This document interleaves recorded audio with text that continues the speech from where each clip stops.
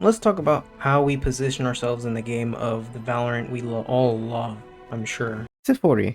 What the fuck is this shit ass game? So before we go into learning how to position ourselves so we can actually win Valorant games, what is positioning, and then the kinds of positions you can put yourself in or you'll encounter. So positioning is, of course, where you put yourself on the map or on your site. Super simple. Hopefully we understand that. Now, the three kinds of positions you'll notice is going to be common or on angles, off angles, and then one and dones. Common angles you're gonna notice a lot because they're common, and they're going to be positions I would personally describe as you see the point of contact and then you can easily get into cover. So for example, where I'm at currently right now on Ascent, a main is a common angle. I'm peeking main where there is a point of contact, and then when they peek and I take the contact, I can get into space immediately right after. An off angle, I personally would say, is the opposite. It's uncommon. You see the point of contact, but not immediately, and then it's hard to get into cover unless you're playing an agent like Yoru, Waylay, Reyna, or Jet, or Chamber. With all those agents that can TP. One and done angles are off angles, but they're positions that you can't use multiple times, even if you were like a Reyna or a Jet. You're putting yourself in that position because it's kind of just to surprise the enemy.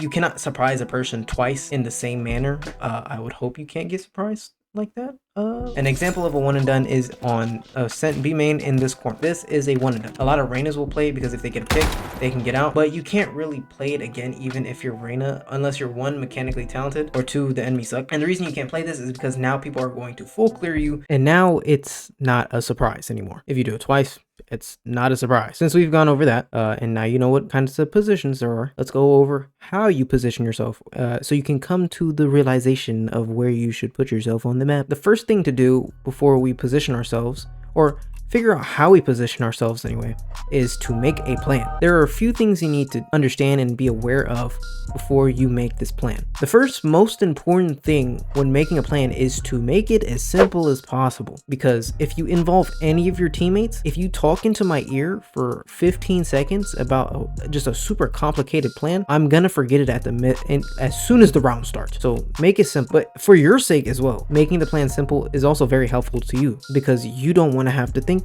that hard in the game, or you're not going to be able to shoot your gun. That's why IGLs in pro matches typically can't shoot their guns that much, because they're thinking so goddamn hard. Please don't think that hard. Think.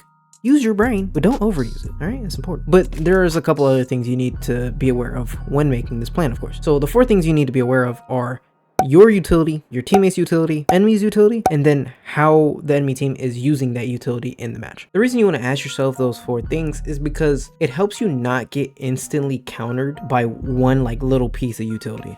Because for example, if I wanted to peek a main of Ascent, there's a lot of things that could instantly counter me doing that play. A molly could counter me. If I want to go on an off angle, a drone can counter, a flash can counter. There's a lot of things that could counter it. So making that play is just not good in general, because when enemy teams take space in main, they're going to use utility to clear it out, and then so they can take it. A better play would be to instead, if I wanted to peek something, would be to peek mid. The chances that the enemy team uses more utility other than maybe a flash and a smoke is very unlikely. So that play has a higher chance of succeeding. And that's what's important. You need to make a plan that has a higher chance of succeeding, even if the enemy team uses some util. For example, me peeking mid has a higher chance of succeeding than peeking main, because the chances that the main players will use more util and bodies than the people in mid is higher. So they'll use a drone, a flash, a molly, and everything in main, but the people in mid, they might just dry swing mid, or they might just smoke me off, and then I can peek from the smoke and take a 50-50. There's a 50% chance that I win that fight. Or I go into main and there's like a 10% chance I win that fight. Which one's better? The 50%, obviously. So let's talk about another aspect of pre-rounding and planning your positioning, and that's determining whether you should be retaking or not. Now, what retaking is essentially you will be giving up the site that you're sitting on or defending, and you're going to retake the site, or essentially you're just attacking the site again to take back the space. The way I like thinking about retaking is you're really just switching places with attack. You give them the site to defend, and then now you're attacking. With this perspective, it helps you know when you should retake.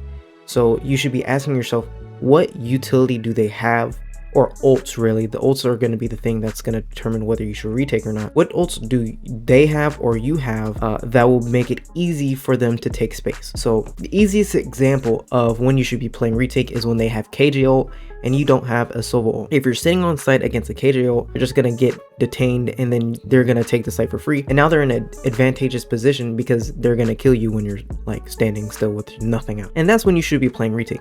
And it's the same for what utility you have. So you can play retake whenever you have abilities that help you take a lot of space, such as a Yoru ult, Breach ult, KJ ult, all these things. And that's going to help you determine whether you should be playing retake or not. And when you determine when you should play retake, it's important to communicate with your teammates what utility they have and what utility the enemy has that you can use to play retake, and then tell them to play retake, because they're not going to play retake typically.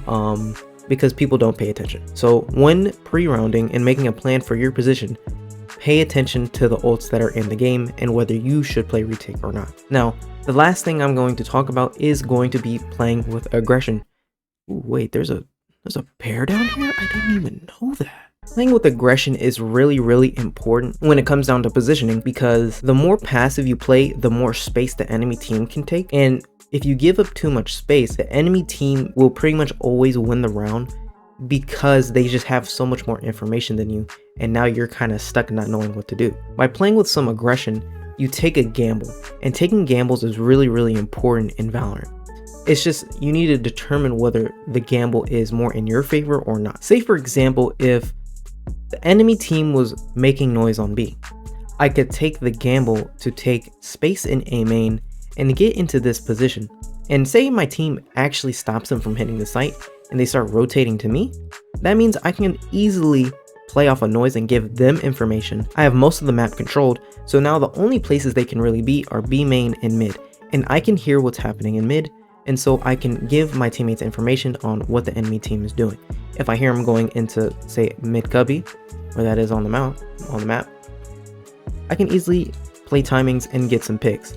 Or I could just sit in main, they don't clear me, and then I can pinch the enemy team when we play retake. And that is a round winning play. And it's important to be able to determine when you should be doing those things. If you want to learn when to do those things, I would just play with aggression in general and not play super passive. The only times when you can learn when and when you should not play aggressive is by just playing aggressive and then reviewing it after you died. It's important to not take one instance of doing something as, oh, it doesn't work or it does work. Make sure to do it multiple times and just try it over and over, and then determine whether you win more or you lose more. If you end up winning more than you lose, it's probably a solid play that wins you more rounds than it loses you. And now if you always die when you do this play, either one, you're doing it wrong, or two, it just doesn't work and it's not advantageous at all, and you should just kind of change what you're doing. And that's the only way you can really determine whether or not it is a good play or not. So if I were to take anything from this video, just try stuff. Pay attention to what utility the enemy team has and what they're doing with that utility, and then try and make a plan based on that. If the plan doesn't work, maybe you did something wrong. Review what could have gone wrong and why it went wrong, and change it a little bit. Plans aren't always going to work. There's no 100% play in this game. At most, it's going to be 99%. And sometimes that 1% will happen. And it will happen a lot more times than you would think, because you're just going to notice that 1% a lot more than the 99% times it works. Just be confident, make a plan, don't be discouraged if it doesn't work, just review it a little bit and you will improve. I'm done.